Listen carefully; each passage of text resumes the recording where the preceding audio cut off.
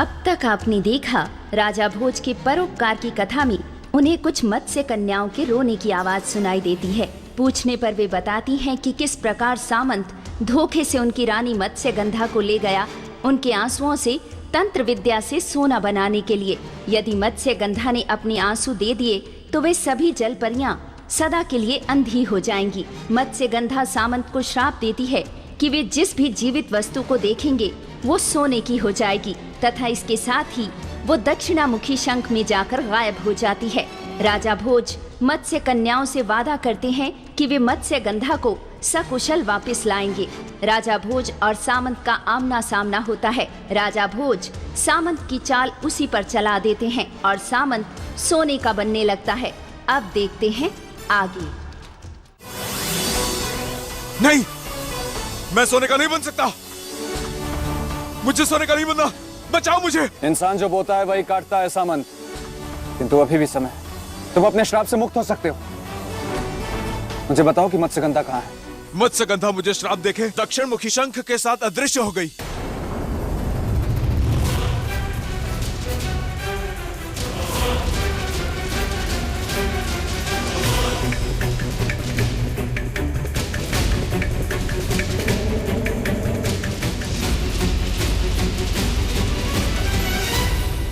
देवियों, कृपया बाहर आएं।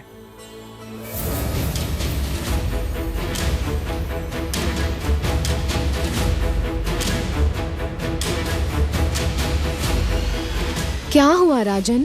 देवियों, कृपया देवी मत्स्यगंधा को बुलाएं। मत्स्यगंधा यहाँ कहाँ है? यहाँ नहीं है? नहीं। और वहां भी नहीं है। सामंत के अनुसार वो उसे श्राप देकर कहीं अदृश्य हो गई और मुझे लगा कि वो यहाँ अपने लोग वापस आई होंगे और शंख ने उसकी रक्षा की और उन्हें इस जगह के अलावा और कहां ले जा सकता है? मुझे तो लग रहा है कि वो दोनों किसी संकट में तो नहीं।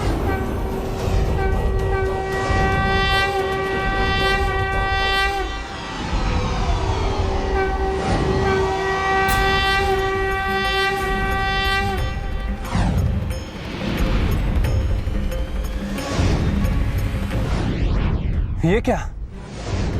धरती लोक के सभी शंख कहां जा रहे हैं? देवियों, ये मैं क्या देख रहा हूं? ये तो सच में आश्चर्य की बात है मनुष्य।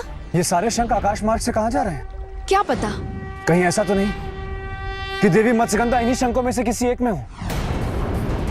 बहन, आपकी शंका सही है क्योंकि ये सारे शंख दक्षिण मुखी हैं। और ये सज्जन कह रहे थे कि हमारी राजकुमारी किसी दक्षिण मुखी शंख के साथ ही वहाँ से ओझल हुई थी। मनुष्य, हमें तो चिंता होने लगी, कहीं इन दोनों घटनाओं का आपस में कोई संबंध तो नहीं है। मैं इस रहस्य से पर्दा अवश्य उठाऊंगा। आप मेरी प्रतीक्षा करें, मैं शीघ्र वापस आऊंगा। जय महाकाल।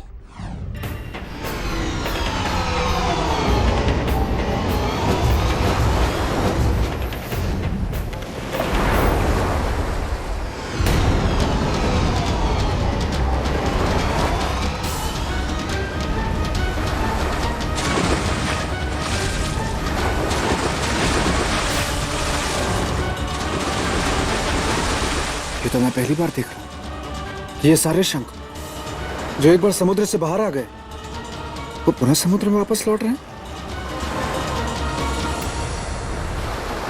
क्या कारण हो सकता है उनका इस प्रकार पृथ्वी से वापस लौटने का? कहीं कोई संबंध तो नहीं इनमें और देवी मत्स्यगंधा के अदृश्य होने? और एक इस भाव का संकेत है, शुभ का या अशुभ का? किससे पूछूं? हाँ, ऋषि मुनि बता सकते हैं। उन्हें इसका अर्थ अवश्य ज्ञात होगा। मुझे उनके पास चलना चाहिए अपनी इस समस्या को लेकर।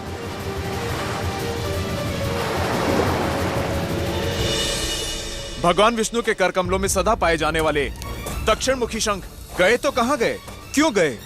कारण किसी को ज्ञात नहीं। मुझे ज्ञात है ऋषिगण। कौन हो तुम वत्स? प्रणाम ऋषिगण। मैं राजा भोज हूं। पर तुम्हें कैसे पता सारे शंखों के बारे में? क्योंकि मैंने उन्हें जाते हुए देखा है। कहां? समुद्र में। समुद्र में? हाँ ऋषिगण, मैंने उन सारे शंखों को समुद्र में जाते हुए देखा है। इसका अर्थ है कि संपूर्ण शंख शंखलोक वापस चले गए। उनका अचानक से शंखलोक वापस जाने का क्या कारण हो सकता है ऋषिवर? कारण तो वहां के क्रियाकलापों को देखने के बाद ही पता चलेगा। तो कृपया देखें ऋषिवर और पता लगाएं इस कारण का, क्योंकि इस समस्या के समाधान के लिए उस कारण का जानना अति आवश्यक है। तुम्हारा कथन उचित है।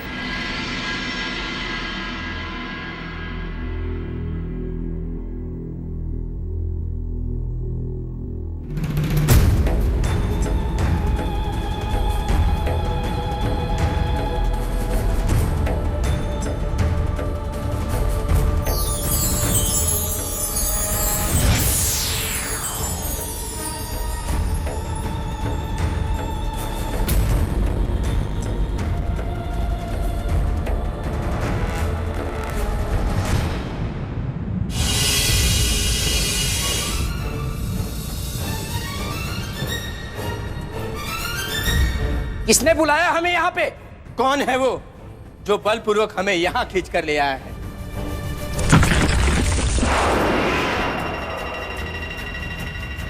मैं लाया हूं तुम लोगों को यहाँ अपनी आसुरी शक्ति से खींचकर। कौन हो तुम? देता हूं परिचय।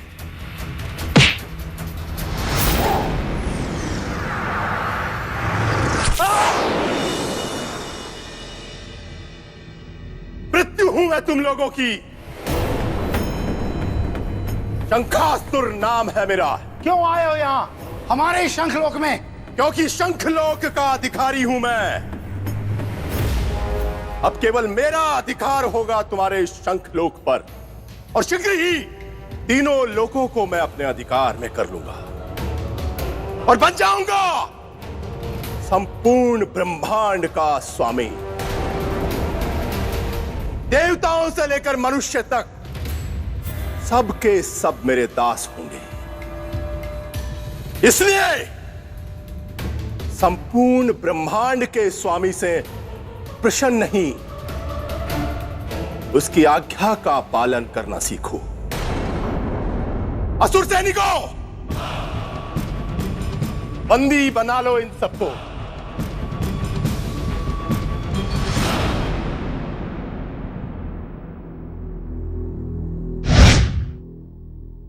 ऋषिवर, ये तो घोर अत्याचार है। शंखासुर ने तो शंखलोक पर अपना अधिकार जमा लिया और धर्म पर भी अपना अधिकार जमा लिया, और देवी मत्स्यगंधा का भी जीवन संकट में है।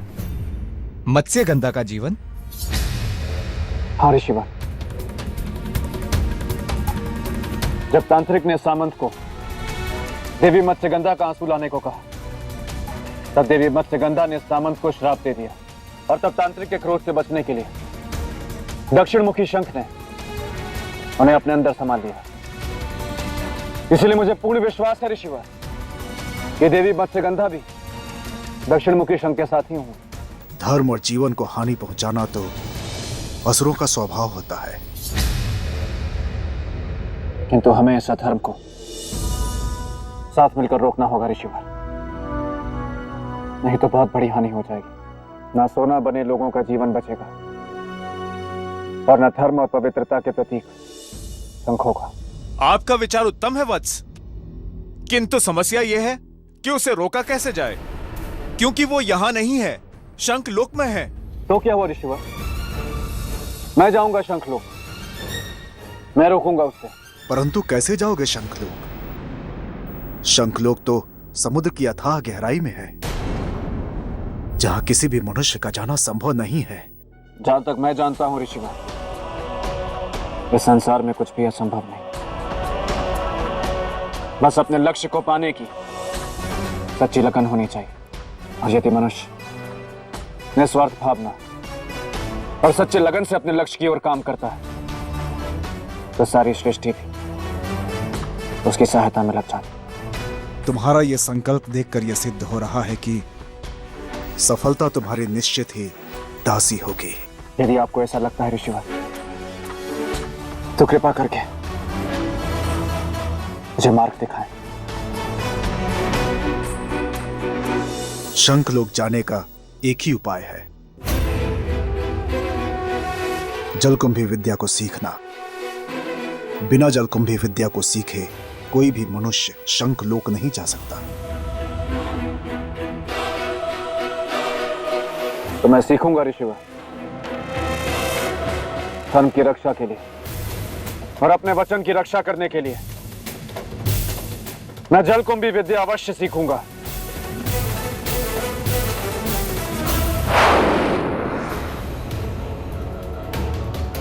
मित्र, बाहर जाने का मार्ग भी नहीं मिल रहा। और अब मिलेगा भी नहीं। तुम सब यहीं मेरे बंदी बनकर रहोगे सदा सदा के लिए। और धीरे धीरे मैं तुम सबको नष्ट करूंगा और अकेला इस शंखलोक का अधिकारी बन जाऊंगा। राज करूंगा मैं इस शंखलोक पर, अकेला स्वामी बनकर। राजन! मान बेताल, आप यहाँ? हाँ राजन, मैं। और देखिए, मुझे घबराहट के कारण कितनी कपकपी हो रही है। आप तो कांपते हुए दिख नहीं रहे। कपकपी अंदरूनी है ना, इसीलिए आपको दिखाई नहीं पड़ रही, पर हो रही है। और आपकी घबराहट का कारण क्या है? आपकी वजह से मैं चिंतित हूँ। मेरी वजह से? राजन, आप जिस कार्य को करने के लिए जा रहे हैं ना, उससे आप बहुत बड़ी मुसीबत में फंस सकते हैं। इसलिए अभी भी समय है, वापस लौट चलिए। तो फिर परोपकार की परीक्षा का क्या हो? अरे भूल जाइए परीक्षा। और सिंहासन? भूल जाइए सिंहासन। और श्रीमान बेताल आप? अरे भूल जाइए बेताल।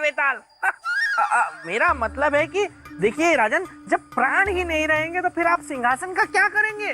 नहीं श्रीमान बेताल, जिस परोपकार को करने का बीड़ा मैंने उठाया, जब तक उसे पूरा नहीं कर लेता तब तक मैं वापस नहीं जाऊंगा।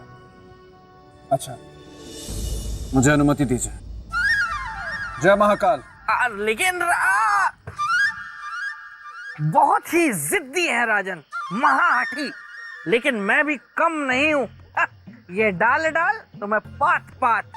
मैं भी देखता हूँ मेरे होते ये कैसे पहुँचते हैं सिंहासन तक। तुम जिस विद्या को सीखने के लिए इतने आतुर हो, वह विद्या कितनी दुर्लभ है।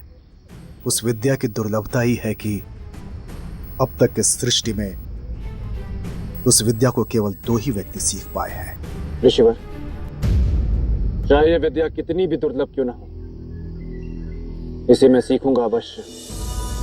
लेकिन इस महान विद्या को सीखने से पहले मैं उन 2 महान विभूतियों का नाम जानना चाहूंगा जो ये विद्या जानते थे, ताकि इस ज्ञान की प्रक्रिया को प्रारंभ करने से पहले उन्हें नमन कर सकूं, उनका आशीर्वाद ले सकूं। कृपया मुझे उनका नाम बताएं ऋषि। राजन, एक तो लंकापति रावण और दूसरा दुर्योधन।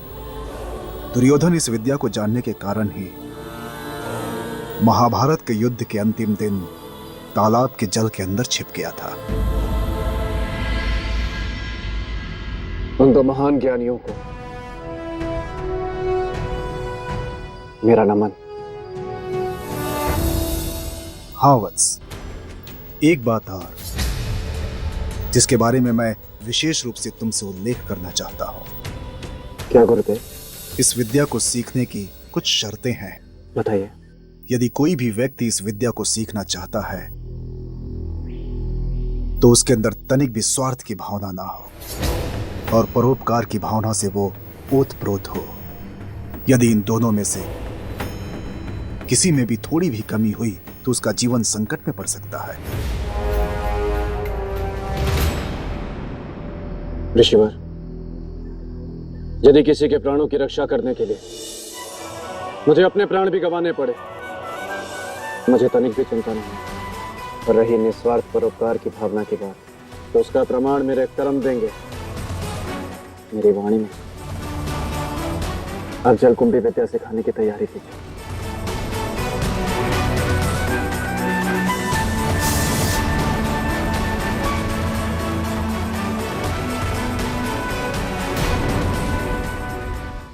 What?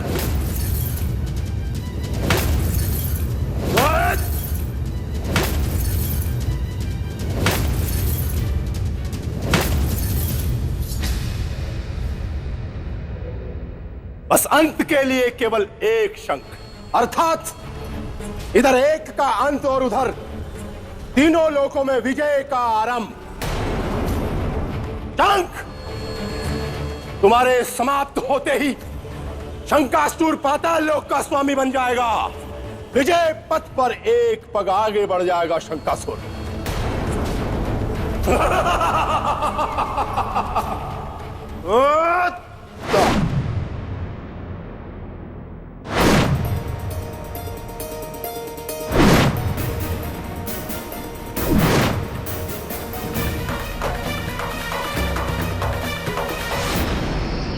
मैं तुम्हें इस विद्या के बारे में विशेष रूप से समझाऊंगा।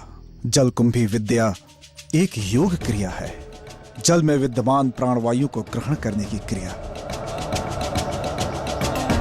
इस क्रिया से तुम्हें अपने मस्तिष्क को इतना जागृत और सचेत करना है कि तुम्हारा आदेश पाते ही जल में विद्यमान केवल प्राणवायु को ग्रहण करना शुरू कर दे। इसीलिए ध्यान को एकाग्रचित रखना अनिवार्य है। और उसके बाद ऋषि, उसके बाद तुम्हें स्वयं इस बात की अनुभूति होगी कि तुम्हारे मस्तिष्क की समस्त शक्तियां एकत्रित होकर तुम्हारे आदेश का पालन कर रही हैं और तुम प्राणवायु को ग्रहण करने में सफल हो रहे हो। एक बात का ध्यान रहे, तुम्हारा आदेश जितना ही दृढ़ होगा, तुम्हारी आज्ञा का पालन उतना ही शीघ्र होगा। इसलिए अपने ध्यान को एकाग्रचित करना अति आवश्यक है।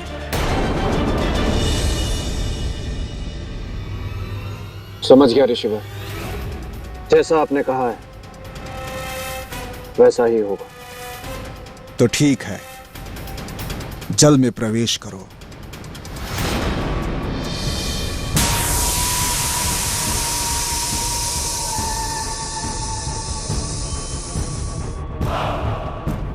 मूर्ख शंख, शंखासुर कल बल छल सब जानता है। उससे बचना कठिन ही नहीं, असंभव है। अब देख मैं तेरी कैसी दुर्गति करता हूं। शंखासुर, शंखासुर, शंखासुर, शंखासुर।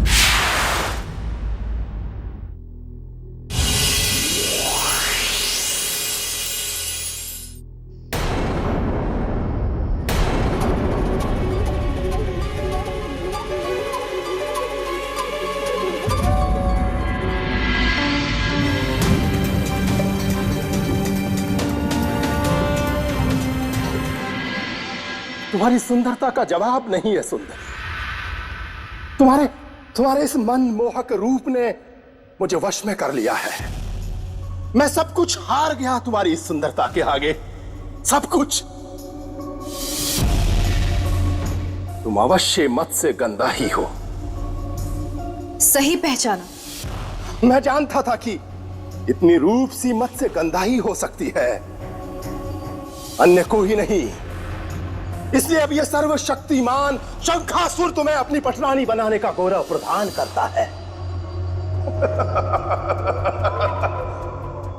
चलो आओ, हम विवाह सूत्र में बंधे। शंखासुर, जल परियां विवाह नहीं करती। परंतु क्यों? विवाह क्यों नहीं करती? क्योंकि हम विष्णु भगवान के मत्स्य अवतार को ही अपने पति के रूप में स्वीकार करती हैं और उन्हीं को ही समर्पित है। विष्णु और तुम्हारे पति के रूप में? छी छी छी छी छी छी। ऐसा क्या है उसमें मत्स्य गंधा? उनमें वो शक्ति है कि जिनके कारण आज हमारा इस संसार में अस्तित्व है। उन्होंने ही मत्स्य अवतार लेकर हमारी रक्षा की थी। यदि वो ना होते तो आज हमारा कोई अस्तित्व ना होता। शंखासुर, अब रक्षा की चिंता ना करे सुंदरी। अब आज से ये सर्वशक्तिमान शंखासुर है तुम्हारी रक्षा के लिए।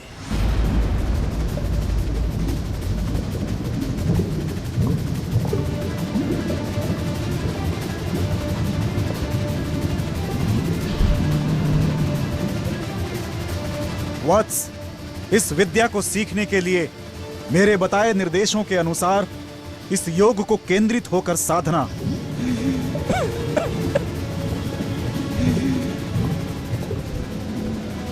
जल में विद्यमान प्राणवायु को ग्रहण करने की चेष्टा करो वत्स। अपने ध्यान को केंद्रित करो।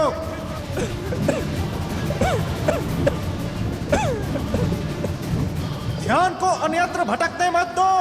यूं समझो तुम जल के अंदर नहीं हो।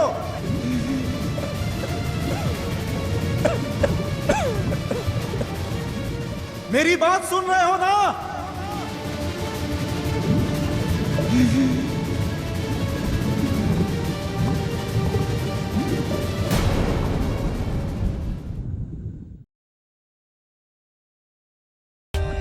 For more updates, subscribe to our channel, click the show links and enjoy watching the videos.